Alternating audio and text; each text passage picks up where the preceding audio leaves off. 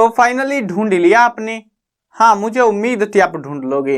आज की इस वीडियो के अंदर मैं आपको बताऊंगा कक्षा 6 इतिहास हमारे अतीत, और इसका जो है मैं पाठ 1 कराने वाला हूं। पाठ का नाम है क्या, कब, कहां और कैसे।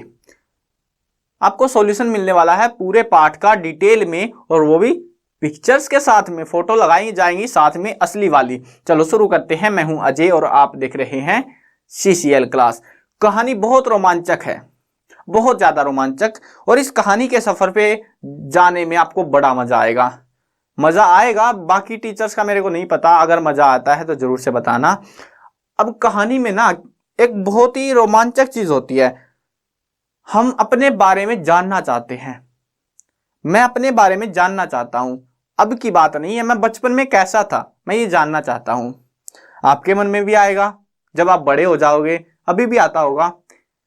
तो उस टाइम पे क्या हालात रहे होंगे, कैसे जो है मेरे परिवार ने मेरा गुजारा करवाया, छोड़ो उस बात को।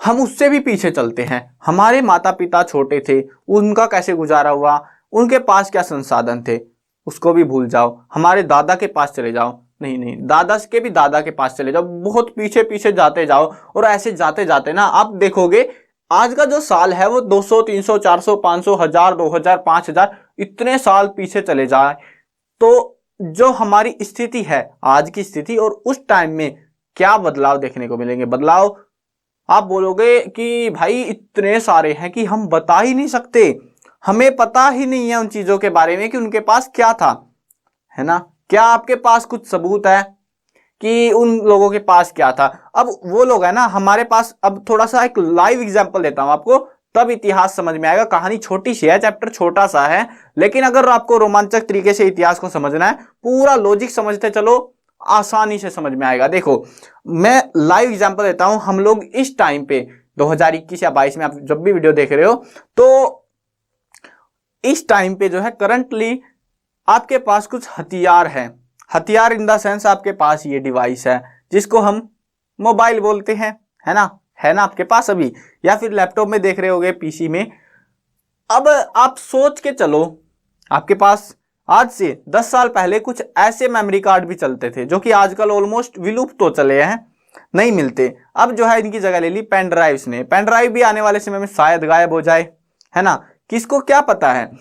अब सोच के चलो, आप बिल्कुल मान लो कि 200 या 300 साल बीत गए हैं, क्या उस टाइम पे ये मोबाइल्स ऐसे रहेंगे? क्या हमारा जो जीवन है, हो सकता है मोबाइल गायब ही हो जाए, कुछ और ही आ जाए मार्केट में नया, तो उस टाइम पे कैसे पता लगेगा उन लोगों को 500, 700, 1000 साल के बाद में कि ऐसा कुछ हथियार, ऐसे कुछ डिवाइस भी हमारे पास हुआ करते थे? कैसे सोचो, याद नहीं आ रहा। मतलब आप क्या करोगे, आप कुछ निशानियां छोड़ोगे उन लोगों के लिए, जैसे इंटरनेट पे अपना फोटो अपलोड करना, इस डिवाइसेज का फोटो अपलोड करना, ऐसे मिल जाएगा। लेकिन पुराने टाइम में ना, ये फोन तो अभी आया 20-30 साल पहले, उससे पहले ऐसा कुछ था ही नहीं। तो उससे पहले के लोगों ने हमारे लिए सबूत कैसे छोड़े? अब उन्होंने चाह के सबूत नहीं छोड़े, उन्होंने क्या किया, कोई उत्सव हो गया या कुछ भी हो गया, कुछ पेंटिंग बनवा दी। अब उनके पास ऐसा तो कुछ था नहीं कि कागज भी बहुत देर के बाद आया। कागज मान के चलो दुनिया में कागज नहीं है, लिख भी नहीं सकते, पेन भी नहीं है, कलम भी नहीं है, कुछ नहीं है ऐसा चीज, तो कैसे सबूत छोड़े जाते हैं? तो उस टाइम पे ना, बहुत पहले क्या करते थे लोग, पत्थरों पे कुछ कुछ लिख देते थे, मतलब वो छेनी हथौड़ा लेके। और सोच के देखो वो जमाना भी जब छेनी हथौड़ा भी नहीं था, मतलब बहुत बहुत पहले हम चले जाते हैं। तो वहां से जहां से इंसान की शुरुआत होती है, इंसानी जिंदगी की, तो उन्होंने जो है कैसे सबूत छोड़े, कैसे हमें वो मिले आज के टाइम पे, तभी तो हम पढ़ रहे हैं इन चीजों को। तो वो सारी चीजें इस इतिहास के अंदर से मिलेंगी, ठीक है। आसान सा पाठ है, चलो मजा आएगा, बहुत मजा आएगा। मैंने आपको एक लाइव एग्जांपल दिखा दिया है, थोड़ा सा इमेजिनेशंस के थ्रू, कि इतिहास क्या है, कैसे होता है, कैसे बनता है इतिहास। आपको इतिहास बनाने की जरूरत नहीं है। अब देखो यहाँ पे क्या है, यहाँ पे कुछ नदियों के नाम है। आप अपनी बुक खोलो, मैं रिकमेंड करता हूं आप अपनी किताब खोलो, और उसके अंदर जो है आपको जो है एक मानचित्र दिया होगा, मैप दे रखा है एक छोटा सा, स्क्रीन पे दिखा दूंगा मैं, दिक्कत मत लो। बट हाँ, स्क्रीन पे सारी चीजें नहीं दिखेंगी आपको, समझो भावनाएं, आपको सारी चीजें समझ में नहीं आएंगी वहां पे। है ना। तो वो किताब खोलो, क्लियरली दिखेगा आपको कहाँ पे क्या है। अब देखो आप यहाँ पे कुछ नदियों के नाम है, जैसे कि एक है नर्मदा नदी हमारी। कौन सी नदी है? नर्मदा नदी। ये नक्शे के बीचों बीच देखो आप, एक नर्मदा नाम की नदी मिलेगी, लिखा हुआ मिलेगा नाम वहां पे नर्मदा नदी। और उस नर्मदा नदी में बताया जाता है कि कई लाख वर्ष पहले, जैसे आप अब कितने साल के हो गए हो, 12, 13, 15 साल के, लेकिन ऐसे ही करते करते लाखों साल पहले, 1 लाख साल, 2 लाख, 10 लाख साल पहले, मतलब इंसानों की शुरुआत में क्या हुआ था कि लोग जो है ना नदियों के किनारे पर रहते थे। कहाँ रहते थे? नदियों के किनारों पर। अब ऐसा क्यों करते थे वो लोग? उस टाइम पे ना ऐसा नहीं था अब की तरह भीड़ भाड़, बिल्कुल हर गली गली में निकलो और भीड़ ही भीड़ मिलेगी, नहीं, ऐसा नहीं था उस टाइम पे। उस टाइम पे एक यहाँ पे रह रहा है, कहीं और कबीला बसा हुआ है बहुत हजारों किलोमीटर दूर, तो ऐसे थे, मतलब बहुत कम इंसान हुआ करते थे। यहाँ लोगों ने जो है अपना शुरुआती जीवन में कुछ जो है वहां पे को कुशल संग्राहक थे। संग्राहक का मतलब होता है, यहाँ पे शब्द आएंगे, शब्दों की भावनाओं को समझो कि संग्राहक, ये शब्द आते जाएंगे, इतिहास जैसे जैसे पढ़ते जाओगे आपको शब्दों का पता लगेगा। ठीक है, यहाँ पे क्या थे? यहाँ पे थे संग्राहक। ये संग्राहक वो लोग होते हैं जो सामान को इकट्ठा करते हैं। क्या इकट्ठा करेंगे? उन लोगों को इतिहास इकट्ठा नहीं करना, उन लोगों को अपनी जिंदगी चलानी है। वो लोग वहां से पेड़, नदी के किनारे पर रह रहे हैं, वहां से पानी लेके आएंगे, पानी इकट्ठा करेंगे, खाना बनाना है, लकड़ियां इकट्ठी करेंगे। हो सकता है मतलब खाना बनाते भी नहीं हो, सीधा मार के चक्कू जानवर को किसी को, और उसी को खा जाते हो, कच्चे का कच्चा, आग ही ना हो उनके पास, हो सकता है। ऐसी बहुत सारी चीजें हैं, आप इमेजिन करते चलो ना, ये सोच के चलो इस दुनिया में कुछ भी नहीं है उनके पास। ठीक है, तो वो इकट्ठा कर रहे हैं। तो नर्मदा नदी और ऐसे ही बहुत सारी नदियों पे ना ऐसे ही सबूत मिले हैं हमको, जहां पे लोगों के पास कोई कुछ था ही नहीं, वो इकट्ठा कर करके लाते थे इधर उधर से। ठीक है, तो इन लोगों को हमने बोला संग्राहक कि ये फल, पेड़ों से जो है फल मिलता, पेड़ों की जड़ों से, जंगलों से कुछ भी सामान जो भी मिलता, जानवरों को मार के वो इकट्ठा कर लिया करते थे। किस टाइम पे? बहुत साल पहले, लाखों साल पहले। कहाँ पे? नर्मदा नदी पे। अब भारत है ना, बहुत बड़ा है भारत, हमारा देश, और इस देश के अंदर ऐसा नहीं था कि हर जगह सब कुछ फैला हुआ था। यहाँ पे कहीं कहीं दूसरे देशों में भी था, ये अलग अलग देश है दुनिया में, और सब देशों में ऐसा ही सीन चल रहा था उस टाइम पे। लेकिन समय बीतता गया, और समय बीतने के साथ में यहाँ पे एक कुछ पहाड़ियों का जिक्र आता है, सुलेमान की पहाड़ियां, किरथर की पहाड़ियां। तो यहाँ के लोग क्या करते थे, यहाँ ये बात है लगभग 8,000 साल पहले की, मतलब हम बहुत आगे आ गए हैं, 1-2 लाख साल पहले से 8,000, मतलब बहुत ज्यादा साल हमने बिता दिए, और तब तक ये संग्राहक का काम कर रहे थे। अब अगर आप देखोगे 8,000 साल पहले, अब आप ये, आपके मन में ये भी सवाल आएगा कि भाई मतलब आपको कैसे पता ये 1 लाख साल पहले की बात है, ये 8,000 साल पहले की बात है ना। तो इसके लिए ना एक साइंटिस्ट ने एक डिवाइस बना रखा है, बोल सकते हो आप, जो हमें बताता है कि ये कोई चीज है ना, ये कितने साल पुरानी, एग्जैक्टली नहीं बताता, अंदाजा होता है। ऐसा नहीं है कि 2000, जैसे 2021 में हुआ या 2022 में, ऐसे नहीं होता। वहां पे सीधा हो जाएगा 2000 में, बस 2000 भी नहीं होगा, मतलब 20वीं शताब्दी, 21वीं शताब्दी, ऐसे बोल दिया जाएगा सीधा ही। ठीक है, तो ये सीन रहता है। ऐसा नहीं है कि एक चीजें डिटेल में पता लगती है हमको, बस तुक्का मार देते हैं। तो यहाँ पे बात है 8,000 साल पहले की लगभग, स्त्री पुरुष ने जो है गेहूं, सबसे पहले गेहूं और जौ जैसी फसलों को उपजाना शुरू किया। वो अनाज जिसको आप खाते हो, गेहूं और जौ, यानी कि यहाँ पे इस टाइम पे यहाँ पे जो है हमें फसलों के कुछ सबूत मिले हैं। यहाँ पे किसके सबूत मिले? नर्मदा नदी पे। क्वेश्चन आते हैं एग्जाम्स में इसी टाइप के आएंगे। नर्मदा नदी पे किसके सबूत मिलते हैं? संग्राहक के लोग थे वहां पे, और यहाँ पे थे फसल, यानी कि गेहूं और जौ। ये जो 2 फसलें हैं इनके सबूत मिले हैं कि ये लोगों ने इनको उगाना शुरू कर दिया। कहाँ पे? सुलेमान और किरथर की पहाड़ियों पर। मैप में देखते जाना आप सारी चीजें, अगर नहीं मिल रहा है तो। उसके अलावा देखो यहाँ पे गारो, विंध्य की पहाड़ियां, ये जो है इन पहाड़ियों में क्या था, इन पहाड़ियों में खेती बढ़ने लगी। ऐसा नहीं है कि एक ही जगह एक इंसान को पता लगा, किसी और को पता ही नहीं है ये चीज क्या है। तो ऐसे यहाँ पे भी जो है खेती का हमें कुछ सबूत मिलते हैं, यानी कि ये पहाड़ियों पे लोग सबसे पहले उगाने लग गए थे। उसके बाद में आते हैं हम सिंधु नदी और उसकी सहायक नदियां। ठीक है, ये काफी बड़ी नदियां हैं, और लगभग 4,000 साल पहले, 4700 वर्ष पहले जो है इन्हीं नदियों के किनारे पर शुरुआत में जो है नगर बसाए गए। नगर क्या होते हैं? पहले के लोग है ना अकेले अकेले रहते थे जंगलों में, लेकिन धीरे धीरे उनको अकल आने लगी, जब जानवर ज्यादा होने लगे तो कि ऐसे तो सब मारे जाएंगे, वो लोग इकट्ठा हो गए और इकट्ठे झुंड में रहने लगे, वो आदिवासी जिसको बोला जाता है। तो वो नगर बसा लिए उन्होंने नदियों के किनारों पर और बढ़ते रहे, अपनी तरक्की करते रहे ऐसे ही। मतलब उन लोगों को ये नहीं था कि पैसा कमाना है भैया, नहीं नहीं, उनको बस जिंदा रहना है, पैसे से मतलब नहीं था, जिंदा रहने से मतलब था। गंगा, अब यहाँ पे आती है गंगा और उसकी सहायक नदी सोन नदी, ठीक है। अब ये सोन नदी क्या है, ये जो है ना मगध, प्राचीन टाइम में जो बिहार का इलाका है, उत्तर प्रदेश का इलाका है, तो वो इलाके की बात हो रही है, वहां पे है ये गंगा नदी हमारी। और भारत की तो पवित्र नदी है, पता होगा आपको, अगर आप उत्तर वाले जो है इलाका है, हरियाणा, उत्तर प्रदेश, बिहार, राजस्थान, यहाँ से आपको आइडिया लग जाएगा गंगा कहाँ पे है, ठीक है। तो यहाँ पे है ना बहुत शक्तिशाली राजा हुए थे, उन्होंने अपने बड़े बड़े इलाके कब्जे करके बैठ गए। ये अभी की बात है, कुछ 100 साल पहले की, मतलब 500, 1000, बस इतने साल पुरानी, ठीक है। तो ऐसे हुआ था मानव का विकास। और आज देखो यहाँ पे जो गैप है ना काफी बड़ा बड़ा, कई कई हजार सालों के दौरान जो है कुछ बदलाव देखने को मिलते हैं हमें। ऐसा नहीं है कि एक दिन में कुछ बदलाव आ जाते हैं। यहाँ पे लोगों ने जो है यात्राएं आरंभ करी, इधर उधर घूमते। अब आपके मन में ये भी सवाल आएगा कि देश जो हमारा नाम है इंडिया, हमारे देश का नाम है इंडिया या फिर भारत, ये कैसे पड़ गया, ये भारत इसको क्यों कहते हैं? तो यहाँ पे जो है ना एक नदी थी, बताते हैं। इंडिया शब्द जो है ना इंडस नाम के शब्द से निकला है। किससे निकला है? इंडस नाम के शब्द से निकला है, जिसे जो है संस्कृत में सिंधु नदी कहते हैं। देखो शब्द है इंडस, और ये जो शब्द है इस शब्द से निकला है। और इंडस जो है ना वो एक संस्कृत भाषा का शब्द है, जिसका मतलब होता है सोन नदी। ये नदी है ना, यहाँ पे 2 नदियां बताई थी मैंने, जहाँ पे नगर वगर बने, ठीक है। यहाँ पे इस इलाके में बहुत सारे राजाओं ने अपने जो है महल खड़े कर दिए। तो इसी नदी को लेके, इन्हीं सिंधु नदी, सॉरी सोन नदी, हाँ सिंधु, ये सोन है, गड़बड़ हो गई कुछ, ये थी, ये वाली गलत मार्क लगा दिया मैंने, सिंधु नदी, ठीक है ना। तो जो सिंधु नदी थी ना, ये स्टार्टिंग में पड़ती है, जहां से भारत में एंट्री होती है ना, वहां से आती है। अब भारत का कुछ थोड़ा सा आइडिया दिखाऊं मैं आपको, क्या सीन रहता है थोड़ा सा, इसको कुछ चीजों को मैं हटा देता हूं यहां से, ठीक है, तब आपको जो है थोड़ा अच्छे से आइडिया लगेगा क्या सीन रहता है क्या नहीं रहता।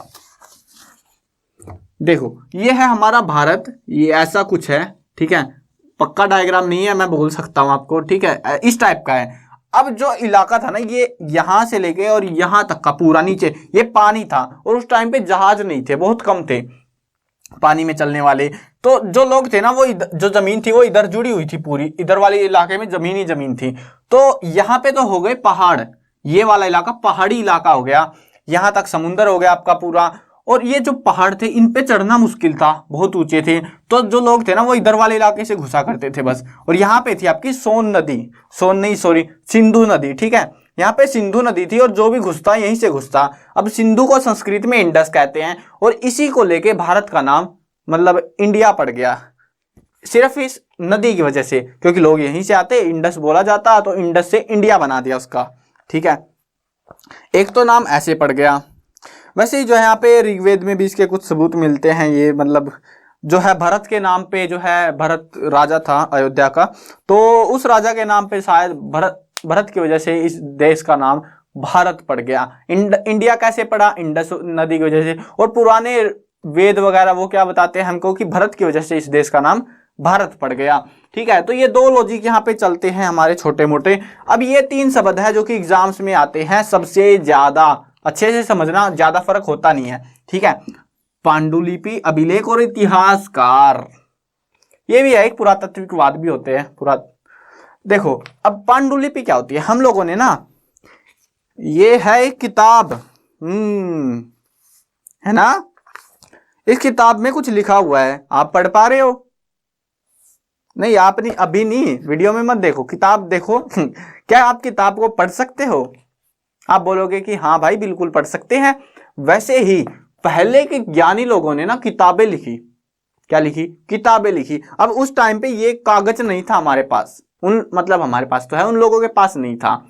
तो उन लोगों ने क्या किया, पेड़ के जो छाल होती है ना, पेड़ के ऊपर से जो है एक कवरिंग उतरती है, तो उसको उखाड़ के उसी पे लिख डाला। आधे गल गए, क्योंकि लकड़ी है भाई, मतलब गल जाएगी पानी में, नमी में, कुछ भी होते के होते वो खराब हो जाती है। कुछ एक बच गए, कुछ एक जिंदा बच गए, मतलब बचे रह गए हमारे लिए, तो वो हमें मिल गए। उनको हम बोलते हैं पांडुलिपि। क्या बोलते हैं उनको? पांडुलिपि, जैसे वेद वगैरह हो गए, तो ये सारे पांडुलिपि बोली जाती है। मतलब वो लिखी हुई थी, वो हाथों से लिखी गई थी। ये शब्द जो है ना पांडुलिपि कैसे रख गया, लिपि होती है कोई भाषा और पांडु होती है हाथ से, ठीक है, हाथ से लिखी हुई कोई भाषा। अब वो भाषा स्टार्टिंग में अलग अलग थी। संस्कृत हम जानते हैं, आप पढ़ भी रहे होगे शायद। और उसके अलावा जो है ना उससे पहले बहुत अजीबोगरीब भाषा चलती थी, बहुत अजीबोगरीब, जिसका आपको आइडिया ही नहीं होगा, मतलब आप खुद भी समझ नहीं पाओगे। लिख रखा है कि छाप रखा है ना। अब बारी आई, अब ये तो गल गए, सड़ गए, गायब हो गए। उसके अलावा बड़े राजाओं ने क्या किया, अभिलेख लिखवाए। अभिलेख क्या होते हैं, एक कागज वाला तो यार जुगाड़ घटिया है, हमें नहीं चाहिए ऐसा। हमें परमानेंट जुगाड़ चाहिए, चाहे बुढ़ापे तक मर जाऊं मैं, लेकिन ये खराब नहीं होना चाहिए, गारंटी होनी चाहिए इसकी। तो गारंटी पूरी मिली अभिलेखों में। पत्थरों के ऊपर लोगों ने लिखवाना शुरू कर दिया। किसके ऊपर, पत्थरों के ऊपर। बड़े बड़े पत्थर उठा के रख देते और उसके ऊपर छपवा देते कुछ भी। ये उस टाइम की बात है जब राजाओं का राज चल रहा था, लोगों ने कब्जे कर रखे थे और बहुत बड़ी जो है सेना लेके हमला कर देते। तो उस टाइम पे क्या करते, राजा जो है ना अपने जो आदेश थे कुछ भी वो दिया करते थे, या फिर अपनी जो है जीतों के बारे में जिक्र करते थे। हमें ज्यादातर इनमें अभिलेखों में यही चीजें मिलती है, ठीक है। और पांडुलिपियों में हमको जो है वहां के आम समाज की जिक्र मिलता है। अब आपके मन में ये भी ख्याल आएगा कि अभिलेख में सिर्फ उनका जिक्र क्यों मिलता है, राजाओं का? क्योंकि जो गरीब लोग थे ना उनकी इतनी हैसियत नहीं थी कि वो कोई पत्थर ले और उसके ऊपर कुछ लिखवा पाए, नहीं। तो इस वजह से वो ज्यादातर अमीरों की या फिर राजाओं का जिक्र ही हमें इतिहास में देखने को मिलेगा, ठीक है। आगे आते हैं इतिहासकार। हम लोगों ने बहुत कोशिशें करी, ढूंढ निकाला एक एक चप्पा, जैसे एक जासूस होता है वो सब कुछ खोजबीन करके निकाल लाता है ना, तो उसको हम बोलते हैं इतिहासकार, जो छानबीन करता है कि मतलब अंदाजा लगाता है, बोल सकते हो लॉजिकली, सबूत होते हुए भी अंदाजा लगाना पड़ता है, कहानी बनानी पड़ती है। तो वो कहानी कौन बनाता है, इतिहासकार बनाता है, ठीक है। कहानियां बदली भी जा सकती है, डोंट वरी। अगर कोई राजा हार गया और किसी दूसरे राजा ने लिखवा दिया कि मैं तो जीत गया, तो जीत गया भाई, इतिहासकार के लिए जीत गया। और उस टाइम में हम लोग जो पढ़ रहे हैं कि वो तो जीत गया, क्या पता वो हार गया हो। वो पुराने टाइम की चालबाजी चलती रहती थी, ठीक है। अब यहाँ पे एक और वर्ड आता है, पुरातत्वविद। अब ये क्या चीज है, ये जो है ना यहाँ पे बताया जाता है कई सारी वस्तुएं अतीत में बनी प्रयोग में लाई जाती थी, उन वस्तुओं को भी पढ़ा जाता है। अब वस्तुओं को कैसे पढ़ोगे, मतलब कि आपको पेंटिंग मिलेंगी छपी हुई, कहीं पे घड़े मिलेंगे, गेहूं के दाने जले हुए मिलेंगे, तो वो सारी चीजें पढ़ी जाती हैं, उनको हम बोलते हैं पुरातत्वविद, ठीक है। समझ में आ गया? अरे यार बिल्कुल आसान सी बात है।